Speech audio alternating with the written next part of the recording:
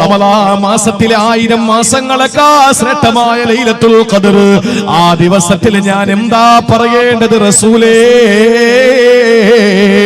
ആയിഷ ബീവി ചോദിക്കുമ്പോ, ലോകത്തൊരു മനുഷ്യന് കിട്ടുന്ന ഏറ്റവും വലിയ സൗഭാഗ്യമാണല്ലോ 1000 മാസത്തേക്കാൾ ശ്രേഷ്ഠമായ ലൈലത്തുൽ ഖദർ. ആ ലൈലത്തുൽ ഖദർ പ്രതീക്ഷിക്കപ്പെടുന്ന ദിവസങ്ങള് ഞാൻ എന്ത് പറയണം നബിയേ? ആ സമയത്ത് തിരുനബി പറഞ്ഞു കൊടുത്തത് എന്തെന്നറിയോ? അല്ലാഹുമ്മ ഇന്നക അഫ്വുൻ തുഹിബ്ബുൽ അഫ്വ ഫഅഫു അന്നി. ഇതാണ് ആയിഷ പറയേണ്ടത്. ഇതേതായത്തിലാണ്, ഏത് സൂറത്തിലാണ് പ്രിയപ്പെട്ടവരെ? ഇല്ല.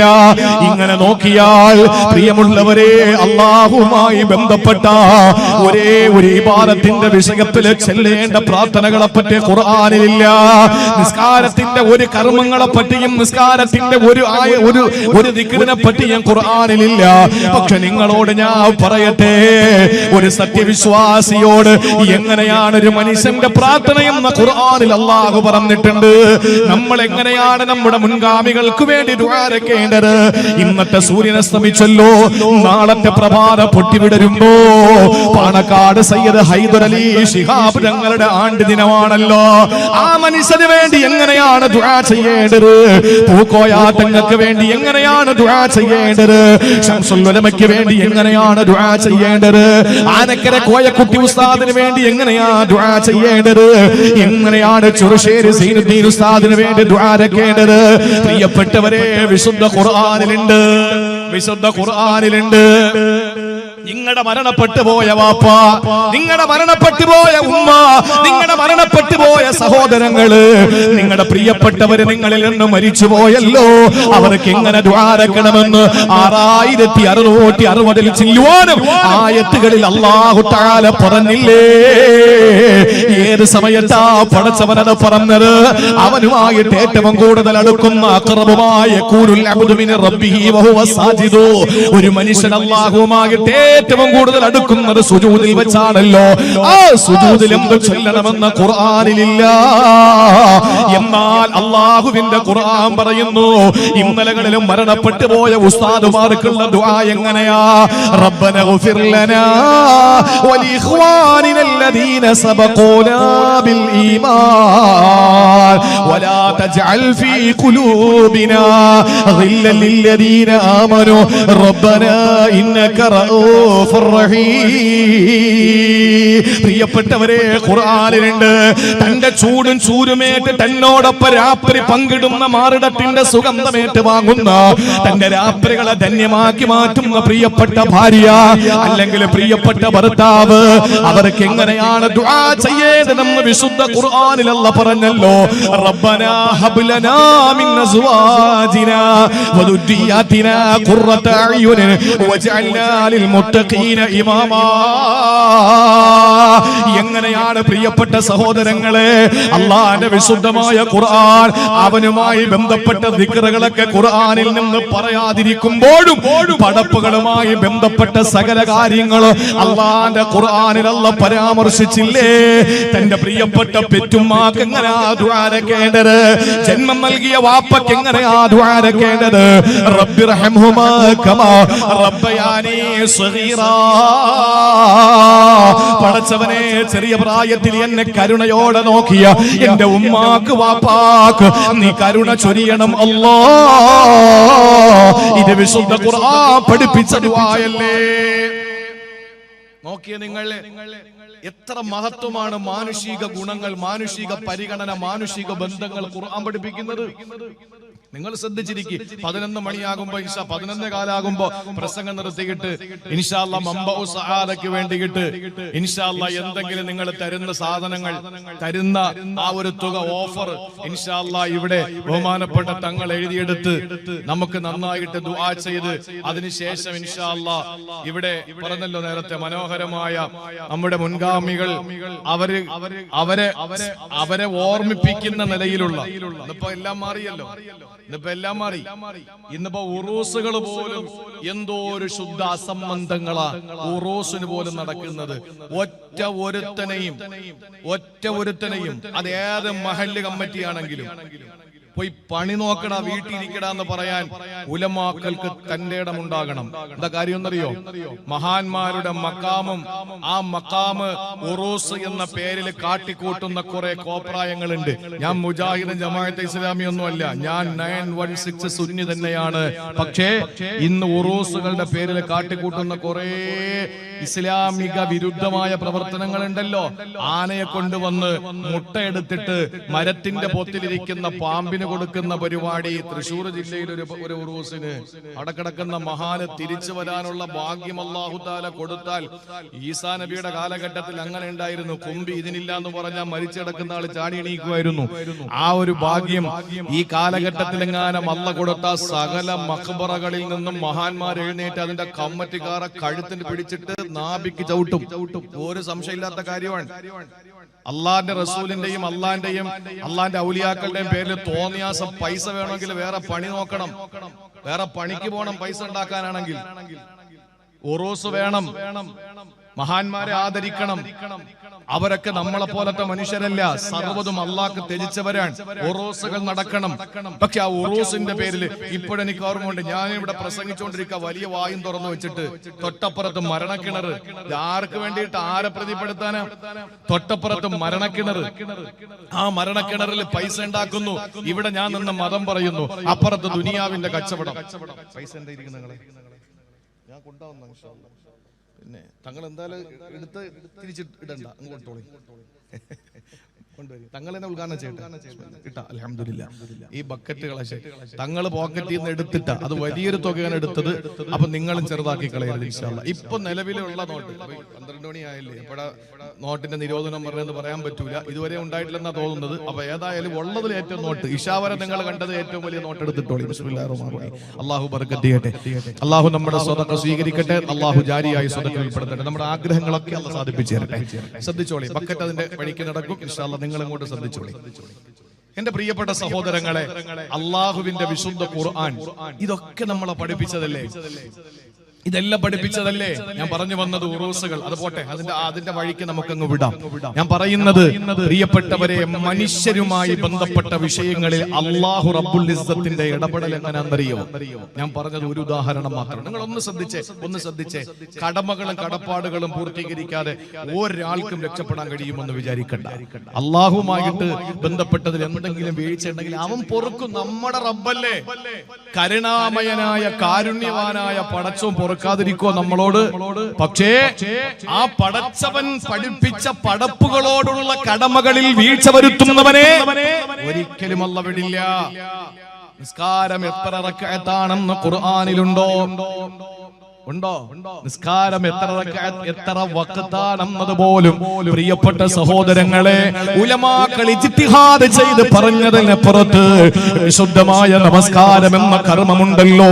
വിശുദ്ധമായ ഖുർആനിൽ അല്ലാഹു തആല അതിനകത്ത് ഇങ്ങനെ നിസ്കരിക്കണം, കൈയിവിടെ കെട്ടണം, ആ നമസ്കാരം ആര് ഇമാമത്ത് നിൽക്കണം, ആര് മാമൂമായിരിക്കണമെന്ന് ഖുർആനിലില്ല. അതെല്ലാ തിരുനബിയുടെ വാക്കുകളിലാണ്, ഹദീസ് ശരീഫുകളിലാ പരിചയപ്പെടുന്നത്.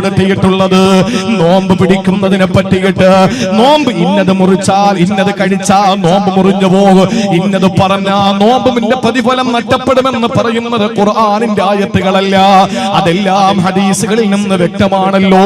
ഹജ്ജിന് ഇന്ന വേഷം ധരിക്കണം, ഹജ്ജിന് ഇവിടെ നിന്ന് ആരംഭിക്കണം, ഇതെല്ലാം വിശുദ്ധമായ ഹജ്ജിന്റെ കർമ്മങ്ങളോ ഉംറയുടെ രീതികളോ വിശുദ്ധ ഖുർആൻ പറയാതിരിക്കുമ്പോ സകാത്ത് എന്ന് പറയുന്ന മനുഷ്യരുമായി ബന്ധപ്പെട്ട വിഷയം പ്പോ ഹജ്ജ് അല്ലാഹുമായി ബന്ധപ്പെട്ടതാ, നോമ്പ് പടച്ചോരുമായി ബന്ധപ്പെട്ടതാ, നിസ്കാരം അല്ലാഹുമായിട്ട് ബന്ധപ്പെട്ടതാ.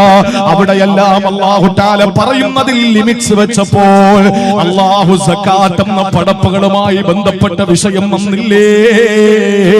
അവിടെ അല്ലാഹു തആല പരിചയപ്പെടുത്തിയതെന്താ? ആർക്ക് കൊടുക്കണമെന്ന് പറഞ്ഞു പെങ്ങളെ. കണ്ണിൽ നിൽക്കുന്ന തന്റെ മുമ്പിൽ നിൽക്കുന്നവർക്കെടുത്ത് കൊടുക്കുന്നതിന്റെ പേരല്ല സകാത്ത്. റമദാൻ മാസത്തിൽ ഒരു കസേര വലിച്ചിട്ട് ആ കസേരയിലേക്ക് കയറിയിരുന്നിട്ട് ആ കസേരയിൽ ഇരുന്നു കൊണ്ട് കുറച്ച് ചില്ലറ വാങ്ങി ചേഞ്ച് വാങ്ങിയിട്ട് വലിയ ഒരു തന്റെ വീട്ടിന്റെ മുമ്പിൽ ക്യൂ നിൽക്കുന്നവർക്ക് 5 രൂപ 10 രൂപ 20 രൂപ രൂപ 50 രൂപ 2 രൂപ 1 രൂപ എന്ന നിലയില് മുഖം നോക്കിയിട്ട് എടുത്തു കൊടുത്തിട്ട് തന്റെ വീട്ടിൽ നിന്ന് തുടങ്ങുന്ന ക്യൂ നഗര മധ്യത്തിലൂടെ അങ്ങനെ നീണ്ടു പോകുമ്പോൾ ഞാനിതാ വലിയ ധർമ്മിട്ടനാണ് എന്ന് സ്വയം പുകഴ്ത്തിയിട്ട് വലിയ ആളായിക്കൊണ്ട് ധർമ്മം ചെയ്യുന്ന ആളുകളുണ്ടല്ലോ. ഞാൻ സക്കാത്ത് കൊടുത്തു എന്ന് അവകാശം പറയുന്നവരെ ഇല്ല, ഇതിന്റെ പേര് സക്കാത്ത് എന്നല്ല. സക്കാത്ത് അല്ലാഹു 8 കൂട്ടർക്ക് കൊടുക്കണമെന്നാ പഠിപ്പിച്ചത്. 9ാമതൊരു കൂട്ടരില്ല, 8 കൂട്ടം ആളുകളെ അല്ല എണ്ണിയല്ലേ പഠിപ്പിച്ചത്.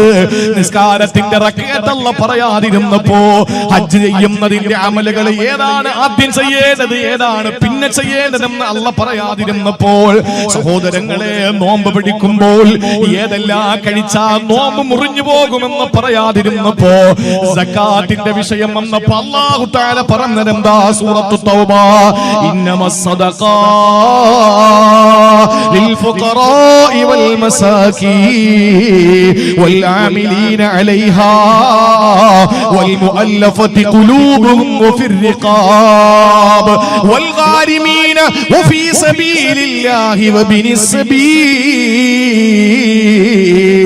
الله 8 കൂട്ടരെ എണ്ണി പറയുകയാ. 8 കൂട്ടം ആളുകളെ എണ്ണി പറഞ്ഞു, ഇവർക്കാ നിങ്ങൾ സക്കാത്ത് കൊടുക്കേണ്ടത്. ഇതിനപ്പുറത്ത് സക്കാത്തിന്റെ പൈസ പള്ളിക്ക് തായോ എന്ന് പറഞ്ഞ് വരുന്നവന് കൊടുത്ത സക്കാത്താവൂല. അതിന്റെ പേര് സദക്ക എന്നോ ഹദി എന്നോ ഹിബത്ത് എന്നോ ഗിഫ്റ്റ് എന്നൊക്കെ ആവുള്ളൂ. സക്കാത്ത് പള്ളിക്ക് വാങ്ങിക്കൂടല്ലോ, സക്കാത്ത് പള്ളിക്ക് വാങ്ങിക്കൂടല്ലോ. നിങ്ങൾ ആലോചിച്ച് നോക്കിയേ, ആ സക്കാത്ത് ഈ 8 കൂട്ടരല്ലാത്ത ഒരു കൂട്ടർക്കും സക്കാത്ത് കൊടുക്കാൻ പാടില്ല എന്ന് 5 സ്തംഭങ്ങളിൽ പഞ്ചസ്തംഭങ്ങളിൽ നിസ്കാരത്തിന്റെ ആ രീതിയും നോമ്പിന്റെ രീതിയും ഹജ്ജിന്റെ രീതിയും പറയാതെ അല്ലാഹു തആല മനുഷ്യരുമായി ബന്ധപ്പെട്ട സക്കാത്തിന്റെ വിഷയം വന്നപ്പോ ഇന്ന കൂട്ടർക്ക് നിങ്ങൾ കൊടുക്കണമെന്ന് പറഞ്ഞു. എന്താ അതിന്റെ അർത്ഥം? പ്രിയപ്പെട്ടവരെ, മാനുഷിക പരിഗണന ഏറ്റവും ശ്രദ്ധിക്കേണ്ട കാര്യമാണെന്നുള്ള പഠിപ്പിച്ചത്. നിസ്കാരത്തിന് കുറവൊന്നുമില്ല. ഞാൻ ഇടയ്ക്കിടയ്ക്ക് ഓർമ്മപ്പെടുത്തുന്നത് അതാണ്. ഇന്നത്തെ ആളുകളുടെ കുഴപ്പം പടപ്പുകളോടുള്ള കാര്യങ്ങളിൽ ബാധ്യതകളിൽ നമുക്ക് വീഴ്ച. അത് അല്ലാഹു പൊറുക്കില്ല. അതൊരിക്കലും അല്ലാഹു നമ്മളിൽ നിന്ന് പൊറുക്കില്ല.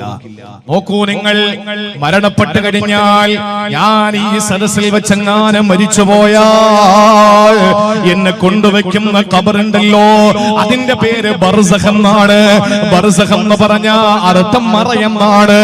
ജീവിച്ചിരിക്കുന്നവര് ഖബറിന്റെ അടുക്കൽ വന്ന് എന്റെ ഖബറിന്റെ അടുക്കലേക്ക് വന്നിട്ട് എന്റെ പ്രിയപ്പെട്ടവരാ 6 അടി മണ്ണിന്റെ അടിയിൽ ഞാൻ കിടക്കുമ്പോ എന്റെ ഖബറിന്റെ മുകളിൽ വന്നിട്ട് എന്റെ പ്രിയപ്പെട്ടവരാരെങ്കിലും എന്റെ ഖബറിനകത്ത് നടക്കുന്നതിനെ പറ്റി നോക്കാൻ ഉദ്ദേശിച്ചാൽ മണ്ണ് മാറ്റിയിട്ട് പലകയെടുത്തിട്ട് നോക്കിയാൽ എന്നെ എങ്ങനെയാണോ കൊണ്ടുവച്ചത് ആ പൊതിയപ്പെട്ട അവസ്ഥയിലല്ലാതെ കാണൂലല്ലോ. ഞാൻ നല്ലവനാണെങ്കിൽ സ്വർഗത്തിന്റെ കവാടം തുറക്കപ്പെട്ടത് ജീവിച്ചിരിക്കുന്നവർക്ക് കാണാൻ പറ്റൂല. ഞാൻ മോശക്കാരനാണെങ്കിൽ നരകത്തിന്റെ കവാടങ്ങൾ തുറക്കപ്പെട്ടത് ജീവിച്ചിരിക്കുന്നവർക്ക് കാണാൻ പറ്റൂല. ഇതെല്ലാം മറയ്ക്കപ്പെട്ടതാണ്. അതാണ് പറഞ്ഞത്, വമിൻ വറാഇഹിം ബർസഖുൻ ഇലാ യൗമി യുബ്അസൂൻ. ഉയർത്തെഴുന്നേൽപ്പിന്റെ നാൾ വരെ നിങ്ങൾക്ക് മറയ്ക്കപ്പെട്ട ഒരു സ്ഥലമുണ്ട്, ഖബറാണത്. മരിച്ചവരെ പറ്റി അത്രയും പറഞ്ഞല്ല സ്റ്റോപ്പ് ചെയ്തു. പിന്നെ അതിനകത്ത് നടക്കുന്നതിനെ പറ്റി ഖുർആനിലില്ല. പ്രിയപ്പെട്ട സഹോദരങ്ങളെ, നിങ്ങൾ ആലോചിക്കണേ. പക്ഷെ മരണപ്പെട്ടു പോയ ആളിനെ പറ്റി പറയുന്നതിൽ അല്ലാഹു തആല പരിധികൾ വെച്ചു. എന്നാൽ ഈ മരണപ്പെട്ടു പോയ ആളുകൾക്ക് ശേഷം ജീവിച്ചിരിക്കുന്ന ആളുകളെ പറ്റി ഖുർആൻ വാചാലമായി അനന്തര സ്വത്ത്, ഭാര്യയ്ക്ക് ഇത്ര, ഉമ്മാക്ക് ഇത്ര, നിങ്ങൾ ചിന്തിക്കാൻ വേണ്ടി പറയാൻ. കാറ്റുപോയൊരു മനുഷ്യൻ, അവന്റെ ജീവൻ പോയി, അവനെ കൊണ്ടുവന്ന് അയ്യായ പള്ളി ഖബർസ്ഥാനിൽ അടക്കി. അതോടുകൂടി ചർച്ച തീർന്നു. അള്ളാന്റെ ഖുർആൻ പിന്നെ അവനെ പറ്റി പറയുന്നില്ല. കഴിഞ്ഞല്ലോ. ഇനി അല്ല പറയുന്നത് എന്താണ്? ഈ മരിച്ചവന്റെ ഭാര്യ, ഈ മരിച്ചവന്റെ ഉമ്മ, ഈ മരിച്ചവന്റെ ബാപ്പ, ഈ മരിച്ചവന്റെ മക്കള്, ഈ മരിച്ചവരുടെ സഹോദരങ്ങൾ, അവർക്ക് ഈ സ്വത്തിൽ ഇത്രയുണ്ട്, സുമുനുണ്ട്, സുദുസുണ്ട്, റുബുണ്ട്, നിസ്ഫുണ്ട് എന്ന് പറഞ്ഞിട്ട് ഇങ്ങനെ ഇത്ര ഓഹരി എന്ന് പറഞ്ഞിട്ട് വിശുദ്ധ ഖുർആൻ വാചാലമാകുന്നുണ്ട്. സൂറത്തുൻ നിസായില് ഹാഫിളീങ്ങൾ ചോദിച്ചറിയാം ഏറ്റവും കൂടുതൽ പഠിക്കാൻ പ്രയാസമുള്ളത് ഈ ഭാഗങ്ങളെന്നാണ് പല ഹാഫിലിങ്ങളും പറഞ്ഞിട്ടുള്ളത്. വറാസത്തിന്റെ വിഷയം പറയുന്ന ആയത്തുകൾ അതെത്തുമ്പോ അങ്ങോട്ടും ഇങ്ങോട്ടും ഒക്കെ തിരിഞ്ഞു പോകും. സാധാരണ നമുക്ക് യാസീൻ തിരിയും പോലെ ആയത്തുല്ലഹുൽ മൈദത്തുണ്ട്, ആയത്തുല്ലഹുൽ നസ്ലഹുണ്ട്, ആയത്തുല്ലഹുൽ ഹമൽനയുണ്ട്. ഇത് ശ്രദ്ധിച്ചില്ലെങ്കിൽ 10 സെക്കൻഡ് കൊണ്ട് യാസീൻ തീരും, മരിച്ച 3-ാം ഫാത്തിഹ കഴിഞ്ഞാൽ യാസീൻ തീരാതിരിക്കുകയും ചെയ്യും. അല്ലേ? നമ്മൾ ശ്രദ്ധിച്ചില്ലെങ്കിൽ. അപ്പൊ അതുപോലെ ഹാഫിലിങ്ങൾക്ക് തെറ്റുന്ന ഒരു ഭാഗമാണ് വറാസത്തിന്റെ അനന്തരാവകാശത്തിന്റെ കാര്യങ്ങൾ പറയുന്ന ഭാഗങ്ങൾ. സഹോദരങ്ങളെ, ചിന്തിച്ചു നോക്കിയേ, മരിച്ച ആളുകളെ പറ്റി പറയുന്നതിൽ അല്ലാഹു തആല ഒരു പരിധി വെച്ചിട്ടുണ്ട് എങ്കിൽ ജീവിച്ചിരിക്കുന്നവർക്ക് കൃത്യമായി ഇത്ര കൊടുക്കണം, ഇത്ര കൊടുക്കണം, അവരുണ്ടെങ്കിൽ ഇവർക്ക് ഇത്രയേ ഉള്ളൂ, മറ്റവര് കൂടുതലുണ്ടെങ്കിൽ ഇത്രയേ ഉള്ളൂ എന്നൊക്കെ പറഞ്ഞിട്ട് വളരെ വ്യക്തമായി ഖുർആൻ പഠിപ്പിച്ചില്ലേ? അതാണ് ഞാൻ പറഞ്ഞത്, മാനുഷിക ബന്ധങ്ങൾക്ക് ഖുർആൻ വലിയ സ്ഥാനമാ കൊടുത്തത്. നമ്മളും അങ്ങനെ തന്നെയാണ് കൊടുക്കേണ്ടത്. അല്ലാഹുമായിട്ടുള്ള കടമകളെ പാലിക്കുന്നതോടൊപ്പം പടപ്പുകളോടുള്ള വിഷയത്തിലെ ജാഗ്രത വേണേ. ഖുർആനിലെ ഏറ്റവും വലിയ ആയത്തേതെന്നറിയോ? അയ്യായയിലെ പ്രിയപ്പെട്ടവരെ, നമസ്കാരമാണല്ലോ ഒരു സത്യവിശ്വാസിയും ഒരു സത്യനിഷേധിയും തമ്മിൽ മറയ്ക്കുന്ന, അവർ രണ്ടുപേരെയും തമ്മിൽ വ്യത്യസ്തനാക്കുന്ന ഇബാദത്ത് നിസ്കാരമാണല്ലോ. ആദ്യമായിട്ട് നിർബന്ധമാകുന്ന നിസ്കാരമാണല്ലോ. ലോകം അവസാനിക്കുന്നത് വരെയും നിലനിൽക്കുന്നത് നിസ്കാരമാണല്ലോ. ഒരു വിട്ടുവീഴ്ചയും ഇല്ലാത്തത് നിസ്കാരമാണല്ലോ. ആ നമസ്കാരത്തെ പറ്റിയല്ല ഖുർആനിൽ ഏറ്റവും വലിയ ആയത്തുള്ളത്. നോമ്പിനെ പറ്റിയല്ല, സക്കാത്തിനെ പറ്റിയിട്ടല്ല, ഹജ്ജിനെ പറ്റിയല്ല. ഏറ്റവും വലിയ ആയത്ത് ഏതാണെന്നറിയോ? വിശുദ്ധ ഖുർആനിലും മനുഷ്യരുമായി ബന്ധപ്പെട്ട വിഷയത്തിലാ ഒരൊറ്റ പേജുള്ള ഒരു ആയത്ത് അല്ലാഹു തആല അവതരിപ്പിച്ചു. കടം വാങ്ങുന്നതുമായി ബന്ധപ്പെട്ടത്. ഞാൻ ഉസ്താദ്, തങ്ങൾ ഉസ്താദിന്റെ കയ്യിൽ നിന്ന് കടം വാങ്ങിയാൽ വാങ്ങിയത് ചിലപ്പോ 1000 രൂപയായിരിക്കും. തങ്ങൾ ഉസ്താദ് ഒരു പേപ്പർ എടുത്ത് കൃത്യമായി സാക്ഷികളുടെ സാന്നിധ്യത്തിൽ എഴുതണം, ഇത്രാം തീയതി ഇന്ന ദിവസം ഇന്ന സമയത്ത് ഇന്നയാളിന് ഞാൻ ഇത്ര രൂപ കൊടുത്തു. നമ്മൾ ചോദിക്കും, ഇത്രയും വലിയ മനുഷ്യനായിട്ട് നിങ്ങൾക്ക് ബുഖില് മാറിയില്ലേ എന്ന് ചോദിക്കും. 2000 രൂപ വാങ്ങിയപ്പോ 3 പേപ്പറിൽ എഴുതി വെച്ചിരിക്കുക 2 പേരുടെ സാന്നിധ്യത്തില്. നമ്മൾ അവനെ ബഖീലെന്ന് വിളിക്കില്ലേ ഒരാളെ? അല്ലെ, അങ്ങനെയല്ലേ വിളിക്കാറ്? 2000 രൂപ ഞാൻ ചോദിക്കും, പെട്ടെന്ന് എടുത്ത് പോവല്ലേ എന്ന് പറഞ്ഞ ഇതിലൊന്ന് ഒപ്പുവെച്ചേ, ഞാൻ എഗ്രിമെന്റ് എഴുതിയിരിക്കുകയാണ്, ഞാൻ അടുത്ത ആഴ്ച തരാമെന്ന് പറഞ്ഞ കാര്യമാണ്. നമ്മൾ പറയും, ഓ ഇങ്ങനത്തെ ഒരു മനുഷ്യൻ ജീവിച്ചിരിക്കുന്നുണ്ടല്ലോ എന്ന് നമ്മൾ ചിന്തിക്കും. എടോ, അത് ഖുർആനിന്റെ അധ്യാപനമാണ്. അല്ലാത്തവർക്ക് പണി കിട്ടിയിട്ടുമുണ്ട്. ഖുർആന്റെ അധ്യാപനമാണത്, അങ്ങനെ ചെയ്യണമെന്നുള്ളത്. ഏറ്റവും വലിയ ആയത്ത് കടം വാങ്ങൽ കൊടുക്കുന്നതുമായി ബന്ധപ്പെട്ടുള്ള ആയത്താണ്. ഒറ്റ പേജാണ്. നിസ്കാരത്തെ പറ്റി പറഞ്ഞ എന്താ? അഖീമുസ്സലാഹ്. ഒറ്റ വാചകം അല്ലേ? നോമ്പിനെ പറ്റി പറഞ്ഞ എന്താ? കുത്തിബ അലൈക്കുമുസ് സിയാമു കമാ കുത്തിബ അലല്ലദീന മിൻ ഖബ്ലിക്കും ലഅല്ലക്കും തത്തഖൂൻ. അങ്ങനെ സമാനമായ 1-2 ആയത്തുകൾ. ഹജ്ജിനെ പറ്റി പറഞ്ഞത് എന്താ? വലില്ലാഹി അലന്നാസി ഹജ്ജുൽ ബൈത്തി മൻ ഇസ്തതാഅ ഇലൈഹി സബീല. അല്ലാഹു തആല എല്ലാം ചുരുക്കി പറഞ്ഞു. മനുഷ്യരുമായി ബന്ധപ്പെട്ട കടം അടക്കമുള്ള വിഷയങ്ങൾ വന്നപ്പോഴോ ഒരൊറ്റ പേജ് നിറച്ച് അല്ലാഹുവിന്റെ ഖുർആൻ വാചാലമായി. എന്ന് പറഞ്ഞതിന്റെ അർത്ഥം എന്താ? മനുഷ്യരുമായി ബന്ധപ്പെടുന്ന വിഷയങ്ങളിൽ പ്രിയപ്പെട്ടവരെ നമുക്ക് ജാഗ്രത വേണമെന്ന, നമ്മൾ ആ വിഷയത്തിൽ സൂക്ഷിക്കണമെന്ന. ഇനി ഞാൻ പറയട്ടെ, ഏറ്റവും പ്രധാനമായി ഞാൻ ഉണർത്താനുള്ളത്, ആമുഖമായി ഞാൻ ഓതി വെച്ച ആയത്തും അത് തന്നെയല്ലേ? നമസ്കരിക്കുന്നവൻ അല്ലാഹു കൊടുക്കുന്ന പ്രതിഫലം എത്രയാ? ഒരു മനുഷ്യനെ നമസ്കരിക്കുമ്പോൾ ആ നമസ്കരിക്കുന്ന മനുഷ്യന് ഒറ്റയ്ക്ക് നിസ്കരിക്കുന്നതിനേക്കാൾ ജമാഅത്തായി നിസ്കരിക്കുമ്പോൾ 27 ഇരട്ടി പ്രതിഫലമുണ്ടെന്നല്ലേ? ശരി തന്നെയാ. ഇഖ്ലാസ് അനുസരിച്ച് അല്ലാഹു പ്രതിഫലം കൊടുക്കുന്നു. ഒരു അമലിൽ അല്ലാഹു കൊടുക്കുന്ന 10 അമലിന്റെ കൂലിയാ. ഇത് നിങ്ങളാണ് പ്രിയപ്പെട്ടവരെ. 100 രൂപ ബക്കറ്റിലിട്ടാൽ നിങ്ങൾക്ക് അല്ലാഹു എഴുതുന്നത് എത്രയെന്നറിയോ? 1000 എന്നാണ്. ഒരു സുബ്ഹാനല്ലാഹ് പറഞ്ഞവൻ അല്ലാഹു എഴുതുന്നത് 10 സുബ്ഹാനല്ലാഹ്. എന്നാൽ നോമ്പ് പിടിക്കുമ്പോഴും അങ്ങനെ തന്നെ, ഹജ്ജ് ചെയ്യുന്ന വിഷയത്തിലും അങ്ങനെ തന്നെ. പക്ഷേ പ്രിയപ്പെട്ടവരെ, അല്ലാഹുവിന്റെ ഖുർആൻ സൂറത്തുൽ ബഖറയിൽ അല്ലാഹു തആല പറഞ്ഞ ഒരു ആയത്തുണ്ട്. ഞാൻ ആമുഖമായി ഓതിയ ആയത്ത് അത് തന്നെയാണ്. അത് സക്കാത്തും അതുപോലെ സദഖയുമായി ബന്ധപ്പെട്ട വിഷയമാണ്. അല്ലാഹു പറയുന്ന വാക്ക് നിങ്ങളൊന്ന് കേൾക്കണേ. മസലുൽ ലദീന യുൻഫിഖൂന അംവാലഹും ഫീ സബീലില്ലാഹ്, അല്ലാഹുവിന്റെ മാർഗ്ഗത്തിൽ അഥവാ ജനങ്ങൾക്ക് വേണ്ടി നിങ്ങൾ ചെലവഴിക്കുന്ന സമ്പത്തിന്റെ ഉപമ എന്താണെന്നറിയോ?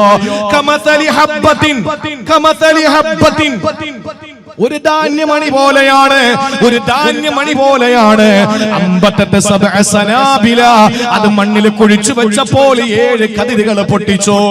7 കതിരുകൾ, നെൽക്കതിരുകൾ വന്നു. മുളപ്പിച്ചതോ ഒരൊറ്റ നെൽമണിയാണ്.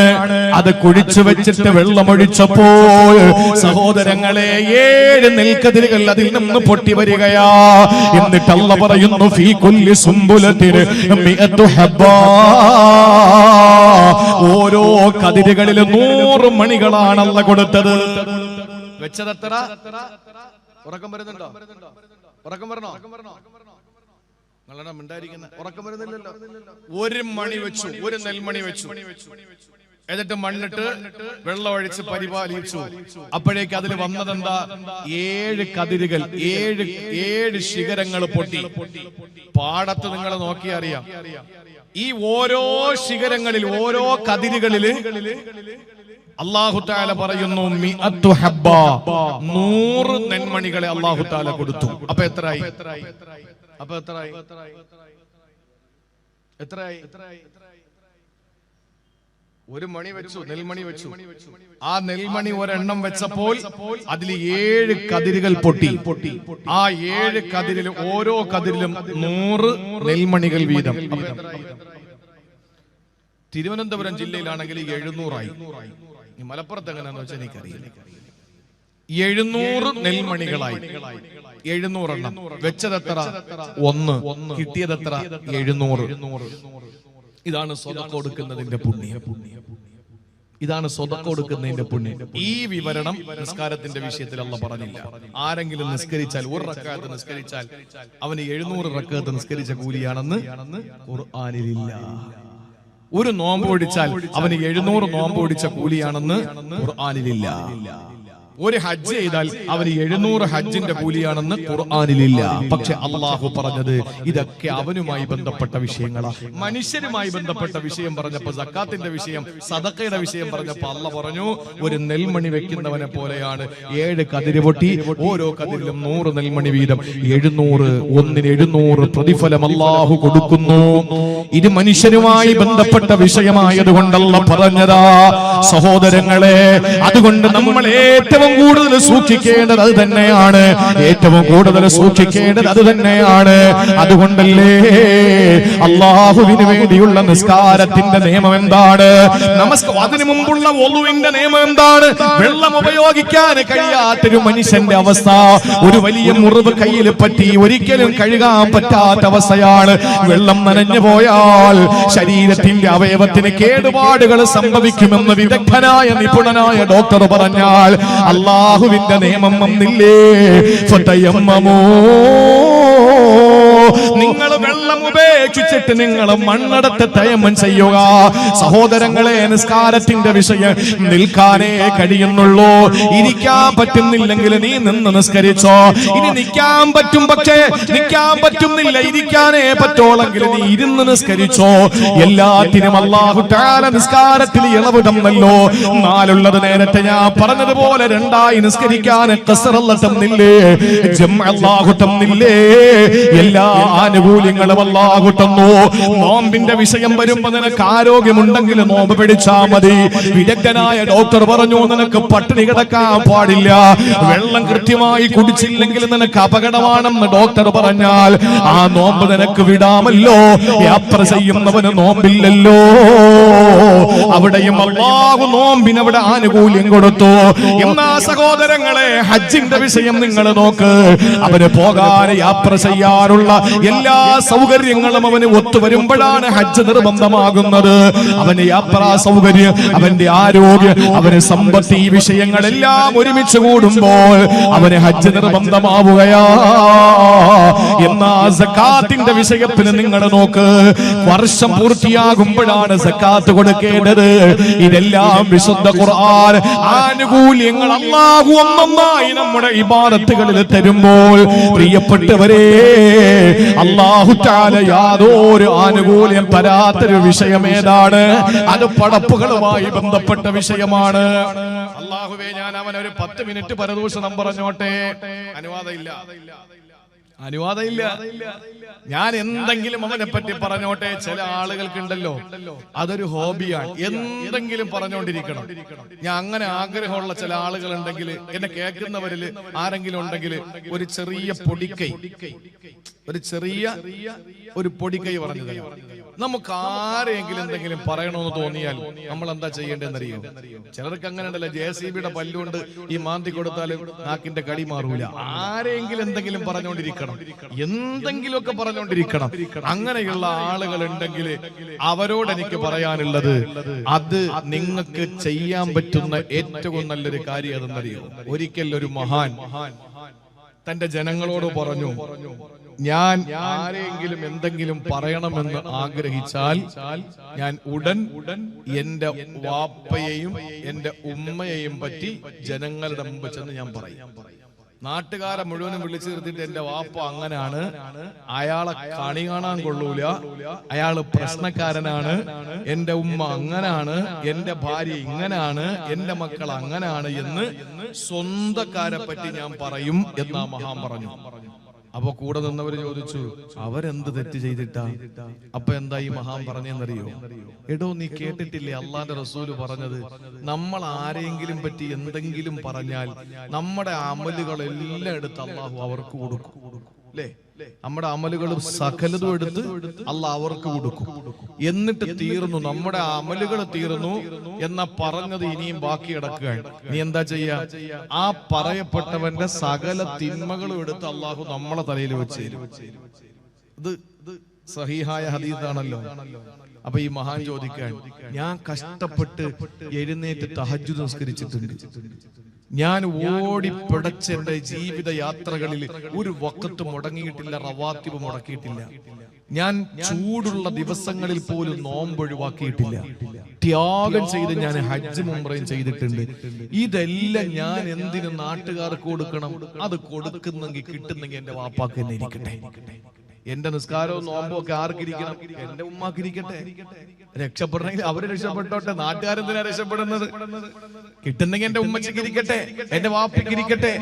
ആ ഒരു മനോഭാവം ഉള്ളത് കൊണ്ട് ഞാൻ പറയണമെന്ന് എനിക്ക് മനസ്സ്, ആരെങ്കിലും പറ്റി എന്തെങ്കിലും പറയണമെന്ന് എനിക്കൊരു മോഹം തോന്നിയാൽ ഞാൻ വാപ്പായെ പറ്റി എല്ലാവരോടും പറഞ്ഞു നടക്കും.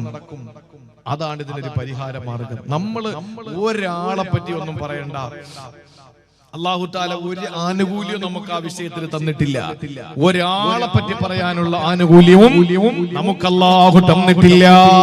സഹോദരങ്ങളെ, ഏറ്റവും പ്രധാനമായ എന്റെ പ്രിയപ്പെട്ടവരെ തിരിച്ചറിയാനുള്ള ഒരു കാര്യം കൂടി ഞാൻ അതോട് ബന്ധപ്പെടുത്തി പറയാൻ ഉദ്ദേശിക്കുകയാ. ഒരുപാട് നീട്ടിക്കൊണ്ടുപോകുന്നില്ല. ഏറ്റവും പ്രധാനമായി പ്രിയപ്പെട്ടവരെ നമ്മൾ ശ്രദ്ധിക്കാനുള്ള കാര്യം ഏതെന്നറിയോ?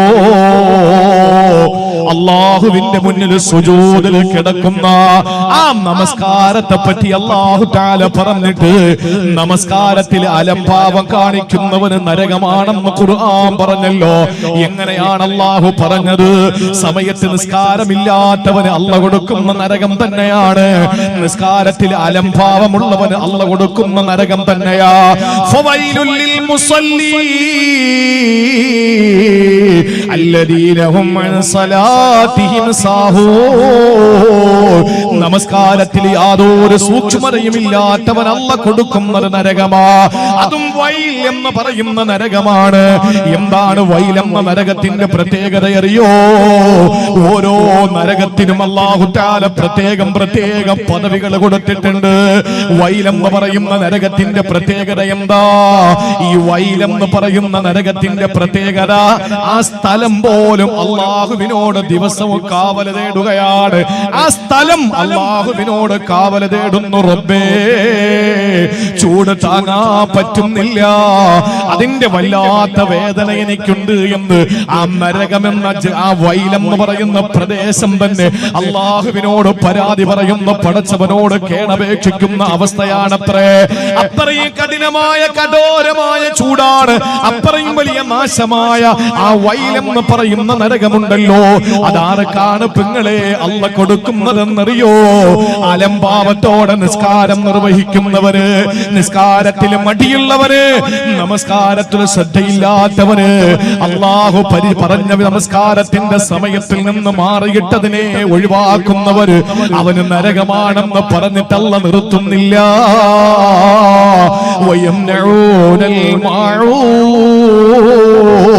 അള്ളാഹു ആ വൈലെന്ന നരകം കൊടുക്കുന്നത് നിസ്കാരമില്ലാത്തവന് മാത്രമല്ല, പിന്നെ ആർക്കാണ്?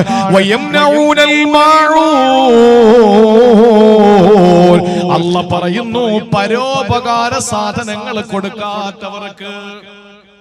എന്റെ സഹോദരിമാരെ നന്നായിട്ട് കേട്ടോളി. അപ്പുറത്തെ വീട്ടിലെ ഏതോ ഒരു ഗസ്റ്റ് വന്നു. ആ സമയത്ത് ആ ഗസ്റ്റ് വന്നപ്പോൾ സാധാരണ ഉള്ളതിനേക്കാൾ അധികം ആളുകൾ വന്നപ്പോ അവർക്കും കൂടി ഭക്ഷണം പാകം ചെയ്യാൻ പറ്റിയ പാത്രം അവരുടെ വീട്ടിലില്ല. ആ പാവപ്പെട്ട സ്ത്രീ വന്നിട്ട്, നമ്മുടെ വലിയ കൊട്ടാരമല്ലേ, എല്ലാ ഐറ്റം ഉണ്ടല്ലോ, നമ്മുടെ വീട്ടിൽ വന്നിട്ട് ഒരു പാത്രം ഒന്ന് തരുമോ എന്ന് ചോദിച്ചു. നിസ്സാരമായ ഒരു പാത്രം, നമുക്ക് യാതൊരു നഷ്ടമില്ലാതെ കൊടുക്കുന്നത് കൊണ്ട് നമ്മൾ അവരോട് പറയാണ്, അങ്ങനത്തെ ഒരു പാത്രം ഇവിടെ ഇല്ലടി, ഉണ്ടെങ്കിൽ ഞാൻ നിനക്ക് തന്നേനെ. അള്ളാഹുവിന്റെ ഖുർആൻ യാതൊരു മറയില്ലാതെ പറയട്ടെ, അള്ളാന്റെ ഖുർആൻ പറയുന്നു, ഫവൈൽ, അവൾക്കും നരകമാണ്. നമ്മൾ കരുതി എന്താ? കള്ളു കുടിക്കുന്നവന് നരകം, പലിശ വാങ്ങുന്നവന് നരകം, അല്ലേ, പരദൂഷണം പറയുന്നവന് നരകം. അല്ല പെങ്ങളെ, അല്ല. പരോപകാര സാധനങ്ങൾ തടയുന്നവർക്ക് അത് പാത്രമെന്നല്ല മുഫസ്സിരീങ്ങൾ അതിന് ഉദാഹരണം കൊടുത്തത്. എന്താണെന്നറിയോ? ഒരു സ്പൂണ്, ചെറിയൊരു സ്പൂണ് തേടി വന്നു നമ്മുടെ വീട്ടിന്റെ അയൽവാസി, ഒരു സ്പൂൺ അങ്ങ് തരുവോ? അല്ലെങ്കിൽ ഒരു സൂചി, എന്തെങ്കിലും ഒരു വസ്ത്രത്തിൽ ഒരു കേടുപാട് സംഭവിച്ചപ്പോൾ അത് പരിഹരിക്കാൻ വേണ്ടിയിട്ട് ഒരു സൂചി, ഒരു നൂല്, ഇത് ചോദിച്ചിട്ട് വരുമ്പോ ഒരു പെണ്ണ് നമ്മളടുത്ത് ചോദിച്ചു, ഒരു ചെറിയ പേപ്പർ നമ്മളടുത്ത് ചോദിച്ചു. കൊടുക്കുന്നത് കൊണ്ട് യാതൊരു ബുദ്ധിമുട്ടും നമുക്കില്ലാത്ത ഒരു സംഗതിയാണ്. അത് നമ്മളെ തടഞ്ഞു വെച്ചാൽ അള്ളാഹുവിന്റെ ഖുർആൻ പറയുന്നു, ഫവൈലുൻ, അവന് നരകമാണ്. എന്താ കരുതിയത്? ഇസ്ലാം എന്ന് പറഞ്ഞാൽ സിമ്പിളാന്നാ കരുതിയത്. ഇന്ന ദീന യുസുറൻ, അള്ളാഹുവിന്റെ ദീന് സിമ്പിൾ തന്നെയാ. പക്ഷേ അത് പഠിച്ച് അതനുസരിച്ച് ജീവിക്കുന്നവർക്ക് മാത്രം ഇതൊക്കെ നമുക്ക് കഴിയുന്നതാണ്. ഒരാള് വന്നിട്ട്, നമ്മളൊക്കെ ഓഫീസിലൊക്കെ നിൽക്കുമ്പോ ഒരാൾ വന്നിട്ട് പറയാണ്, ഒരു പെണ്ണുങ്ങരോ ഒരു സൈൻ ചെയ്തിട്ടങ്ങ് തരാം. നമ്മൾ പറയാണ്, ആ ഇല്ല, മഷിയില്ല, ഇത് കുറെ ദിവസം കൊണ്ട് തെളിയുന്നില്ല എന്ന് പറഞ്ഞിട്ട് നമ്മൾ കൊടുക്കില്ല. എന്താ നഷ്ടപ്പെടുന്നതെന്നറിയോ? അവന്റെ ഉദ്യോഗം ചിലപ്പോൾ നഷ്ടപ്പെടാം, അവന്റെ മകൾക്ക് കിട്ടാനുള്ള സമ്പത്ത് നഷ്ടപ്പെടാം, അവന്റെ ഭാര്യയ്ക്ക് ആനുകൂല്യം കിട്ടേണ്ടത് തടയപ്പെടാം. ആ ഒരു സൈൻ സമയത്ത് നടക്കാത്തതിന്റെ പേരിൽ. ഉദ്യോഗസ്ഥന്മാർ അങ്ങനെയാണല്ലോ. ഇവിടെ ഇരിക്കുന്ന സാധനം എടുത്ത് തങ്ങളെ കൈകൊണ്ട് കൊടുത്ത് തങ്ങളൊരു ഒപ്പിട്ട് ഇങ്ങോട്ട് വാങ്ങി വേറൊരു ഒപ്പിട്ട് കഴിഞ്ഞാൽ അവന് 50,000 രൂപ കിട്ടേണ്ടതാണ്. പറയുന്ന എന്താ? ഉദ്യോഗസ്ഥര്, ഓ എന്റെ പൊന്നമ്മോ, ഓരോ ഉദ്യോഗസ്ഥരുടെ മുന്നിലേക്ക് നമ്മൾ ചെല്ലുമ്പോ ഉണ്ടല്ലോ, ഇവരുടെയൊക്കെ തലക്കനം വല്ലാത്തൊരു തലക്കനോ. അത് പറയാതിരിക്കാൻ യാതൊരു നിവൃത്തിയില്ല. അങ്ങ് നോക്കിയിട്ട് വളരെ അധികാരം കയ്യിലുള്ളപ്പോ അങ്ങനെയാണല്ലോ, ഒരു 10-ാം തീയതി കഴിഞ്ഞിട്ട് വായോ, സിമ്പിളാണ്. എടുത്ത് അപ്പുറത്തെ മേശ ഇട്ടിട്ട് അവിടെ ഇരിക്കുന്ന ആളിനെ കൊണ്ട് ഒരു സൈൻ വാങ്ങി ഇപ്പുറത്തേക്ക് കൊടുത്ത് അതിനൊരു സീലും വെച്ച് കഴിഞ്ഞാൽ നമ്മുടെ വിഷയം തീർന്ന്. നമ്മൾ കയറണ്ട, ഇറങ്ങണ്ട, ഓടണ്ട, പേടിക്കണ്ട, ഒന്നും വേണ്ട. അത് ചെയ്തു തരാനുള്ളൊരു മനസ്ഥിതി ഇല്ലാത്ത ഉദ്യോഗസ്ഥന്മാരുണ്ടല്ലോ. അവരെന്താ പറയുന്നത്? പോയിട്ട് വാ, 10-ാം തീയതി കഴിഞ്ഞു വാ, അപ്പോഴേക്ക് ശരിയാക്കി വെക്കാം. ഈ ഫയല് ഇവിടുന്ന് തൊട്ടപ്പുറത്തിരിക്കുന്ന ടേബിളിലേക്ക് പോകാൻ 10 ദിവസം കഴിയും. അതെങ്ങനെയാണ്? 10ന്റെ നവം വരും. എന്നിട്ട് എന്റെ ഫയല് നീങ്ങിയോന്ന് ചോദിക്കും. ആ, നിങ്ങളുടെ ഫയൽ നമ്പർ എത്രയാ? ഇത്ര. ആ, അതാ ഇരിക്കുന്നു. ശരി, നിങ്ങൾ പോയി പുറത്തിരുന്നോ, ഞാൻ ഇപ്പൊ വിളിക്കാം. അപ്പോഴാണ് എടുത്ത് അപ്പുറത്തിട്ട് എടുക്കുന്നത്. അപ്പോഴൊപ്പിട്ട് തരും. ഈ 10 ദിവസം എന്തിനാ കാത്തിരിക്കുന്നത്? എന്തിനാ കാത്തിരിക്കുന്നത്? ഞാൻ പലപ്പോഴും ചിന്തിച്ചിട്ടുണ്ട്, പടച്ചോൻ ഇങ്ങനെയൊക്കെ നമ്മൾ പല സ്ഥലങ്ങളിലൊക്കെ പെട്ടിട്ടുണ്ട്, ചില സ്ഥലങ്ങളിൽ. അപ്പൊ ഇങ്ങനെയുള്ള സ്ഥലങ്ങളിൽ പെട്ടുപോകുമ്പോ ന്യായമായിട്ട് ചിന്തിച്ചിട്ടുണ്ട്, പടച്ചോനെ ഇവൻ എങ്ങനെയെങ്കിലും എന്റെ മുമ്പിൽ എന്തെങ്കിലും ഒരു ആവശ്യത്തിന് വരേണ്ട എന്തെങ്കിലും ഒരു സാഹചര്യം നീ ഉണ്ടാക്കി കൊടുക്കണേ തമ്പുരാനെ എന്ന് ചിന്തിച്ച്. മനുഷ്യനാണല്ലോ നമ്മള്, വിട്ടുവീഴ്ചയൊക്കെ നല്ലതാ, ചിലപ്പോ പെട്ടുപോകും സഹോദരങ്ങളെ.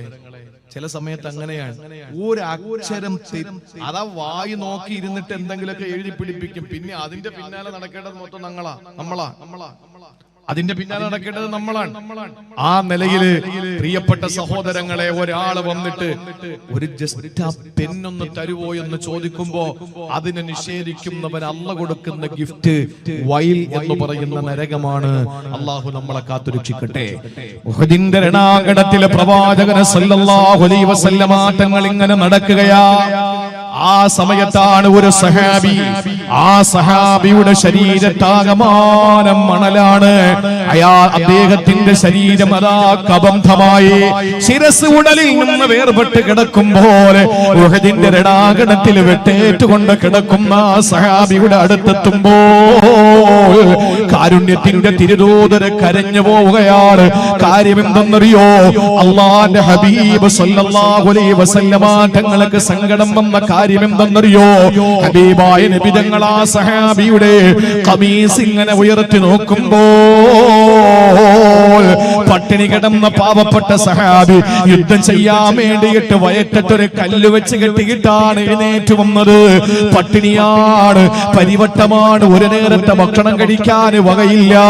ആ പ്രിയപ്പെട്ട സഹാബി പക്ഷേ അള്ളാന്റെ ദീനിന് വേണ്ടിയിട്ട് പോരാട്ടത്തിന്റെ വിളി വന്നപ്പോൾ ചാടി എഴുന്നേറ്റുകൊണ്ട് ദീനിന് വേണ്ടി പോരാടാൻ വേണ്ടി വന്ന പ്രിയപ്പെട്ട സഹാബിയാണ്. ആ സഹാബിയുടെ മുഖത്തേക്ക് നോക്കിയിട്ട് റസൂലുള്ള കരയുകയാ. അപ്പോഴാണ് രണാങ്കണത്തിലേക്ക് ഒരു സ്ത്രീ ഓടി വരികയാണ്. സുബ്ഹാനല്ലാഹ്. ആ സ്ത്രീ ഓടി വന്നിട്ട് ആ പൊന്നുമോന്റെ ശിരസെടുത്ത് മടിയിലേക്ക് വെച്ചിട്ട് മുഖത്ത് നിന്ന് മണൽ നീക്കുകയാ. എന്നിട്ട് ആ പ്രിയപ്പെട്ട സഹോദരി പറയുന്നു, ഹനി അല്ലകയാ ബുനയ്യൽ ജന്ന. പൊന്നുമോനെ സന്തോഷിക്കടാ, നിനക്ക് സ്വർഗം അല്ലാഹു തന്നിട്ടുണ്ടല്ലോ, നിനക്കല്ല സ്വർഗം തന്നല്ലോ, സന്തോഷിക്ക് മോനെ സന്തോഷിക്ക്. റസൂലുള്ളാഹിന് മനസ്സിലായി വന്നത് ഉമ്മയാണെന്ന്. ആ സഹാബിയോട് ശരീരമെടുത്ത് തലയെടുത്തിട്ട് മടിത്തട്ടിൽ വെച്ച് തലോടിയിട്ട് നിനക്ക് സ്വർഗമുണ്ട് മോനെ എന്ന് പറഞ്ഞ ഉമ്മയുടെ മുഖത്ത് നോക്കിയിട്ട് കാരുണ്യത്തിന്റെ തിരുദൂതര് പറഞ്ഞ വാക്കെന്തെന്നറിയോ? ഉമ്മാ, ഈ മോന് സ്വർഗത്തിലാണെന്ന് നിങ്ങൾക്ക് ഉറപ്പ് പറയാൻ പറ്റുമോ? ആ ഉമ്മ ഞെട്ടിപ്പോയി, ആ ഉമ്മ ഞെട്ടിപ്പോയി. ഉഹദിലാ സംഭവം രക്തസാക്ഷിയാണ് പൊന്നുമോൻ. ഉമ്മയുടെ സ്നേഹലാളനയേറ്റ പൊന്നുമോനാ. കാരണമുണ്ടായിരുന്നു, യുദ്ധത്തിൽ പങ്കാളിയാകാതിരിക്കാൻ പട്ടിണിയാ. ആ സമയത്ത് പോലും അല്ലാഹുവിന്റെ ദീനിനു വേണ്ടി പോരാടാമെന്ന പ്രിയപ്പെട്ട അനുചരനെ ബുനയ്യൽ ജന്ന, സ്വർഗം നിനക്കുണ്ട് പൊന്നുമോനെ എന്ന് പറഞ്ഞപ്പോൾ അല്ലാഹുവിന്റെ റസൂൽ ഉമ്മയോട് ചോദിക്കുന്നു, നിങ്ങൾക്ക് എന്തുറപ്പാണ് ഈ മോൻ സ്വർഗത്തിൽ പോകുമെന്ന്? ആ ഉമ്മ സംഭീതയായി പരിഭ്രമചിത്തയായി റസൂലുള്ളാഹിന്റെ മുഖത്തേക്ക് നോക്കുന്നു. നബിയേ, എന്റെ മോന് സ്വർഗമില്ലേ? ഉഹദല്ലേ രണാങ്കണം, എന്റെ മോന് സഹാബിയല്ലേ, ഞാൻ എന്റെ പൊന്നുമോനെ ഇഷ്ടപ്പെടുന്നില്ലേ? പട്ടിണി കിടന്ന മോനല്ലേ ദീനിനു വേണ്ടി പോരാടി മരിച്ചത്?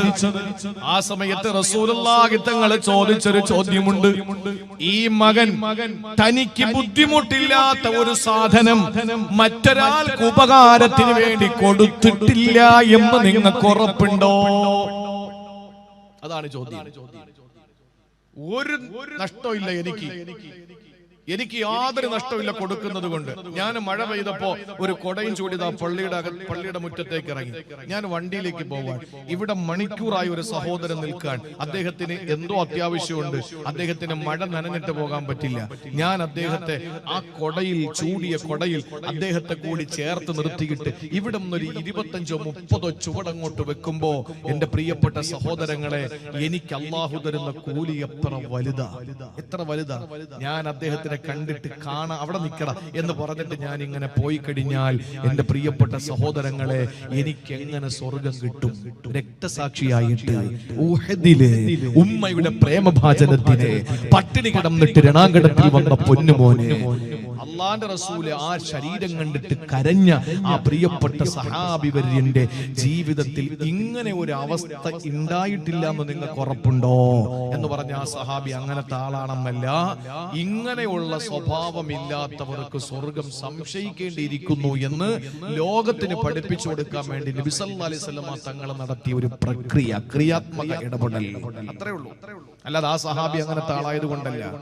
അതുകൊണ്ട് ഒരു നഷ്ടവും നമുക്കില്ലാത്തത് നമ്മൾ ചെയ്തു കൊടുക്കണം, നമ്മൾ ചെയ്തു കൊടുക്കണം. അല്ലാഹു അതിനുള്ള തൗഫീഖ് നൽകി അനുഗ്രഹിക്കുമാറാവട്ടെ. അതുകൊണ്ട് പ്രിയപ്പെട്ട സഹോദരങ്ങളെ, അല്ലാഹുവിന്റെ വിശുദ്ധ ഖുർആനിലൂടെ അല്ലാഹു നമ്മളെ പരിചയപ്പെടുത്തിയ ഏത് വിഷയങ്ങൾ എടുത്തിട്ട് ഏതെല്ലാം കൂട്ടിയും കിഴിച്ചും നമ്മൾ നോക്കിയാലും ഗുണിച്ചും ഹരിച്ചും നോക്കിയാലും എന്റെ സഹോദരങ്ങളെ, പടപ്പുകളോടുള്ള ബന്ധം സുദൃഢമാക്കാതെ അല്ലാഹുവിന്റെ പ്രീതിയും പടച്ചോന്റെ സ്നേഹവും കിട്ടുമെന്ന് ഒരു പ്രതീക്ഷയും വേണ്ട. ഞാൻ ഒരൊറ്റ കാര്യം കൂടി പറഞ്ഞിട്ട് അവസാനിപ്പിച്ചോളാം. സ്വർഗമാണല്ലോ എല്ലാവരുടെയും പ്രധാനപ്പെട്ട കാര്യം. എല്ലാവരും ആഗ്രഹിക്കുന്ന എന്താ? സ്വർഗം വേണം. അതിനാണല്ലോ ഇവിടെ വന്നിരിക്കുന്നത്. ഈ സ്വർഗം കിട്ടണമെങ്കിൽ ഒരു ഗിരിമാർഗം താണ്ടിക്കടക്കണം, മലമ്പാത, ഗിരിമാർഗം താണ്ടിക്കടക്കണം, കഠിനമായ കാട്ടുപാത. അത് താണ്ടിക്കടക്കാതെ സ്വർഗം കിട്ടൂല. സഹോദരിമാര്, കോറിയിട്ടോ നിങ്ങളുടെ മനസ്സിൽ, ഇസ്ലാമില് വിശുദ്ധ ഖുർആനിലെ ദീനില് സ്വർഗത്തിന്റെ പാത അത് കഠിനമാണ്, കാട്ടുപാതയാണ്, കഠോരമാണ്, മലമ്പാതയാണ്, ഗിരിമാർഗമാണ്. മറിച്ച് നരകത്തിന്റെ പാതയോ സിമ്പിളാണ്, രസമാണ്. വഅള് കേൾക്കാൻ വരാതെ ഗാനമേള കേൾക്കാൻ പോയാൽ മതി. വഅള് കേൾക്കാൻ വന്നാലോ 2 മണിക്കൂർ ഈ ഖുർആൻ മൊത്തത്തിൽ കേൾക്കണം. പിന്നെ അവസാനം തങ്ങൾ ചോദിക്കും 6266 കൊടുക്കണം. ഇങ്ങനെയൊക്കെ എന്ത് ബുദ്ധിമുട്ടാ. പക്ഷേ ഏതെങ്കിലും ഗാനമേളയ്ക്ക് പോയാലോ 5 രൂപ കൊടുക്കണ്ട, അവിടെ ഇരുന്നിട്ട് കൂടെ ആടാം, കൂടെ പാടാം. എന്ത് രസമാണ്, സമയം പോണത് അറിയൂല. ആ സ്വർഗത്തിന്റെ പാത കാട്ടുപാതയാണ്, ഗിരിമാർഗമാണ്, മലമ്പാതയാണ്. നരകത്തിന്റെ പാതയോ സിമ്പിളാണ്, രസകരമാണ്. അതുകൊണ്ട് സ്വർഗത്തിലേക്ക് പോകണമെന്നാരാവോ ആഗ്രഹിക്കുന്നത്, അവര് മലമ്പാത താണ്ടിക്കിടക്കണമെന്നാണ്. ഏതാണ് മലമ്പാത എന്നറിയോ? ആ സ്വർഗത്തിലേക്കുള്ള പാതയാകുന്ന മലമ്പാത ഏതാണെന്നറിയുമോ നബിയേ?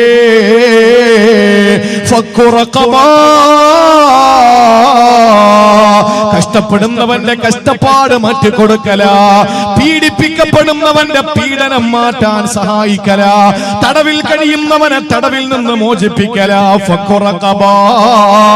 അല്ല പറയുന്നു, പട്ടിണിയുടെ നാളുകളിൽ ഭക്ഷണം നൽകലാണ്, പട്ടിണിയുടെ നാളുകളിൽ ഭക്ഷണം നൽകലാണ്. അടുത്ത അഗതികൾക്ക് അതുപോലെ അനാഥ മക്കൾക്കും നിങ്ങൾ ഭക്ഷണം കൊടുക്കലാണ് വിശപ്പിന്റെ നാളുകളില്.